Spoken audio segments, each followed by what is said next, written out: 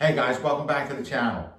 Today we're going to take this old laundry room and we're going to turn it into our new bathroom. We moved the laundry room back into this room here, which we put down a new floor, and we moved the washer and dryer into this space here.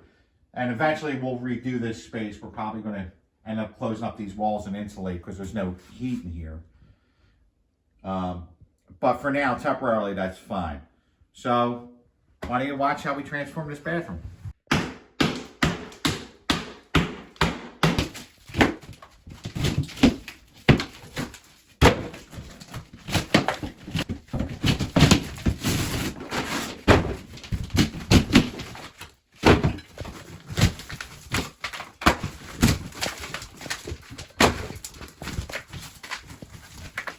Okay guys, we finished ripping out the wall. We need to disconnect the electric. We have our layout. I think it's going to work pretty good. We have the 5-foot tub's going to be here. We have a space for either a closet or open shelving. I think we're going to do open shelving. We have a 4-foot vanity here with a mirror, and we'll put in a GFI over here. And then we have the toilet area here. So, let's get started.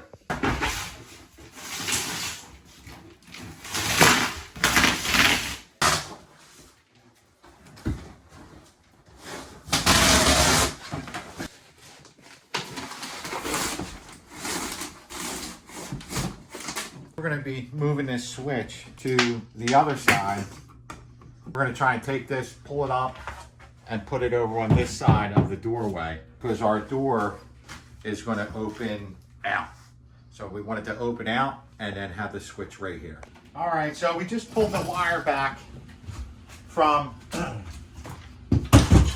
this spot here. I was able to pull that wire back through, drill the hole, and drop that back down to our new switch. Okay, switch is installed. Let's see if she works. All right, so next thing we're going to do is we're going to do the plumbing, and we have 1/2-inch packs. So we're going to drop our hot and cold lines on either side of it. So we're going to drill a hole, feed our PEX down through the basement, and then we can make our connection. I'm going to find out where my toilet's going to be, and I'm going to take probably this section of plywood up, so I can run my 3-inch pipe through here, pop a hole through the center block, I will also run the water lines through as well to come up into these locations. So let's find our toilet area, which I need to add fairing onto the wall because of the top here is out. So that means I have to pack these studs out to meet this so we have a flat surface when we go to sheetrock. So that is, I believe, that's 1.25 inches.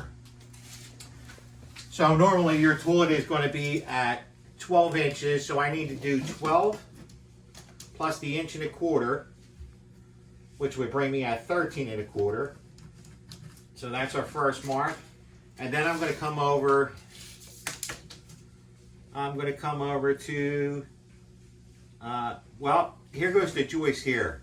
So I want to be on this side of the joist. So I would have probably did it at 19, but because it's on the joist, we're going to go a little shy. So I'm not going to be in the way of the joist. So we're probably going to do it at 15. So I'll make my mark at 15, and I'll intersect these two. And then we'll drill our hole for our toilet flange.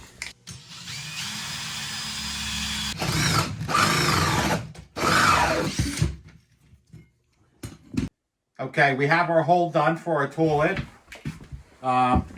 which is over here. Don't mind the mess. We have our hole finished. Started prepping the plumbing for the sink, and also I'm going to work my way around.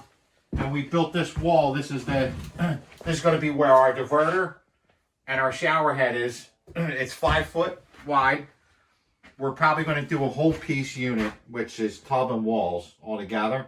Start running the plumbing around and bring it through here to come up to our new diverter.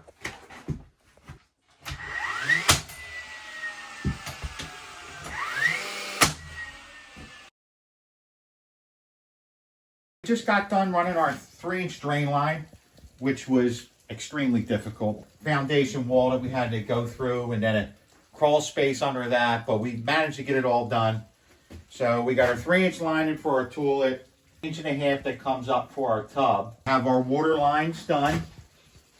I was going to put a Studer vent here, but I decided to go up and go into the attic just for aesthetics. But yeah, so now we can close everything up. We've tested with a hose. We have no leaks. And we're going to close the floor up and set the tub. Okay, guys. We set the tub. We put styrofoam, great stuff underneath the tub. And that helps for, so when you get in the tub, you don't hear any rocking or anything like that. So we did that. Did all our water lines. We have our diverter roughed in. Everything's on, no leaks, so we're good to go there. And it's time to start sheetrocking.